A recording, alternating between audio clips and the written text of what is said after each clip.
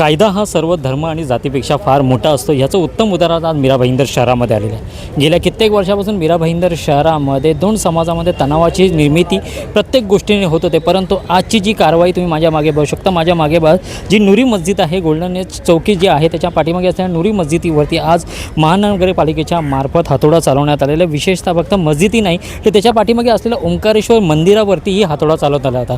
मनपाने एवढ्या सगळ्या गोष्टीची काळजी घेतली की फार मोठ्या प्रमाणामध्ये पोलीस फौजफाटा उभा होता आणि या पोलीस फौजफाटाच्या मार्फत नाकाबंदी करण्यात आली होती. कुठेही मीरा भाईंदर शहरामध्ये कायदा सुव्यवस्था ही कुठे धक्का लागू नये याची पूर्णपणे काळजी घेते. तुम्ही बघू शकता महापालिकेने मस्जिदमध्ये असलेलं सामान ही बाजूला काढून ठेवण्यासाठी त्यांना विनंती केली होती. त्यांनी त्या गोष्टीसाठी मान्यता केली.